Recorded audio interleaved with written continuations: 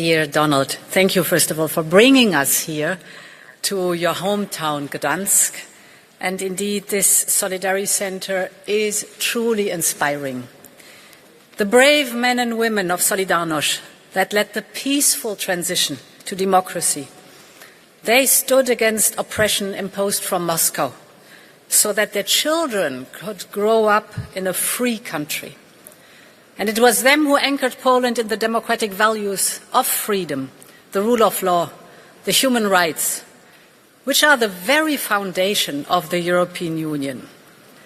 And look at Poland now, about to start its second presidency in the European Union. This is a truly Gdansk legacy that we see here, and this is where Poland reclaimed its rightful place in Europe. Dear Donald, you have made security the central theme of your presidency, and rightly so. Since Russia brought war back to the European continent, security lies at the heart of everything we do. The threats we face are more complex and more diverse. The recent incidents in the Baltic Sea show that every piece of infrastructure is a potential target. Hence, the need to embed the security dimension into every European policy and action. So let me begin with defence. This new political cycle marks the start of a new era in European defence. Over the 3 years of Putin's war, we have ramped up our military production, but it's not enough. We have to do more. More than ever, we have to spend more, we have to spend better, and we have to spend together, because Europe needs a surge in defence. Modern warfare requires scale, technology, coordination, too big for any one of our member states. But this is where joining forces, European cooperation, delivers. We will need funding, both public and private funding. We will need more cooperation for better interoperability and lower costs, simpler legislation, for instance, on public procurement, and more innovation. And finally, if we spend billions of taxpayers' money on defence, we need a return on investment in the form of more know-how and better jobs here in Europe. We are preparing as a Commission a white paper on the future of European defence, and we will present it by mid-March. My second point is on preparedness.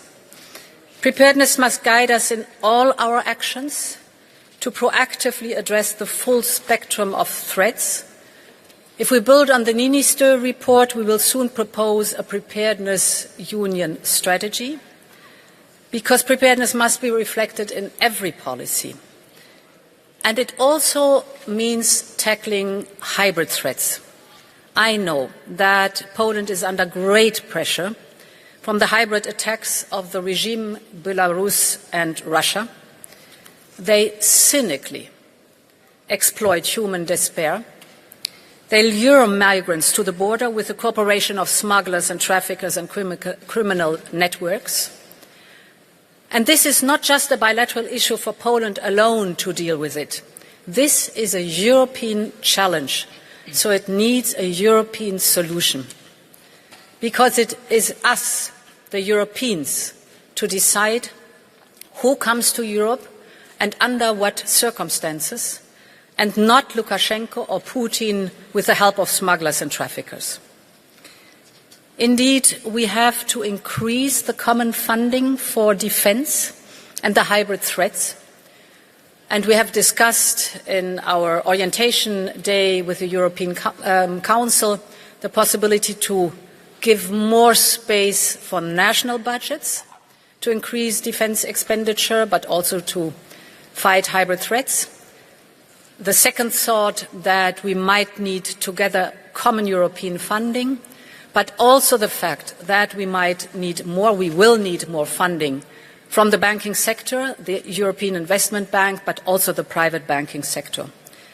And indeed, as you said, Donald, in December we provided extra funding for the border security in Poland. And during the presidency we will present a proposal to increase the support that is possible, but also a topic where we have to look at migrants, irregular migrants being here in the European Union, that have no right to stay here, so a negative decision on their asylum application. They have to return home to their home country. And here we will present a proposal to speed up these returns in the European Union. My third point is on competitiveness. Security and competitiveness go hand in hand.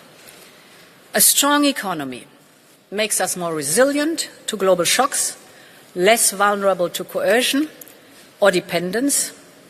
And as you all know, last week we launched the Competitiveness Compass, our strategic guide for the coming months and years. The first priority of the compass is that we have to close the innovation gap. We have very smart people with breakthrough ideas, but they have to get more access to the single market to scale up and more access to capital.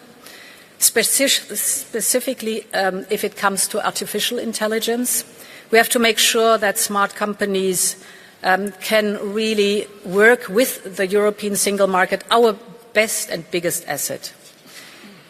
The second priority is a joint roadmap for competitiveness and decarbonisation, and at its heart is the clean industrial deal that we will present at the end of this month. It is about supporting energy-intensive industries, and it is also about supporting our smart startups that they can be more successful with their breakthrough innovation products that they are bringing to the market. But of course it is also about reducing energy costs. This must be the prime topic. We're working hard to increase low carbon energy, that is renewables and nuclear energy, because it is homegrown. I'm convinced we will have need for a long time a base load either with nuclear or either with gas, and we will need on top the renewable energy, because we know that the renewable energy is creating good jobs here at home in Europe. It gives us energy security, that is important. It lowers the prices, and most importantly, it makes us independent, especially from Russian fossil fuels. As you said, Donald, on the goals, we stay firm. So Europe stays the course on its climate neutrality goal by 2050. Because we all know that the young people, the next generation, our children, would never forgive us if we did not act now. The transition is needed, but how we get there, the way forward, we have to be flexible, we have to be pragmatic. This transition has never happened before. So we are all together learning a lot, and we have to adapt all the time that we reach our goal with a strong economy, a strong industry, and with a competitive European Union. Asking the industry what they need to go forward, we work with specific sectors. I've just launched a strategic dialogue with the automotive industry, also to ask them, what can we do, how can we support you that you reach your goals that we have set together? And I will do the same pretty soon for the steel sector, because here too there are very specific challenges for the steel sector. It's under great pressure, for example, from the energy costs, but also the topic of Chinese overcapacity flooding the European market. So we will start a strategic dialogue with the steel sector to really address in a focused manner what is it, what you need to reach our common goals. The third priority is making business simpler and faster. This month, we'll have a big simplification package. We call it the Omnibus. It's very important. This is the first of a whole series. We will have a whole fleet of omnibuses. And basically, the principle is cut red tape. We have to make business in Europe faster and easier. We will also propose a single market strategy to improve the functioning of our unique market for all industries. And we will launch a union of skills. We know that skilled labour is absolutely needed in the European Union, focusing on lifelong learning and skill retention. So the Polish presidency will play a key role in steering all these discussions, and I have not even named all of them. There's a lot to do, but I know it is in excellent hands. Finally, dear Donald, the Polish presidency also coincides with the first 6 months of the new US administration. Our transatlantic partnership is fundamental. It promotes peace, security and prosperity, but we also recognize potential challenges. There are jobs, businesses, industries here and in the United States that rely on the transatlantic partnership. Just if you look at the whole trade volume between the European Union and the United States, it's 1.5 trillion euros. And we want to keep the transatlantic partnership strong, not only because of our historic ties, but because it is simply smart business. So we are engaging, we are promoting a pragmatic agenda, and at the same time, we will be ready, if necessary, to protect our own interests. As you can see, the work ahead is immense. This is why I'm so grateful to have you by my side and to be able to count on Poland's European spirit. Thank you so much.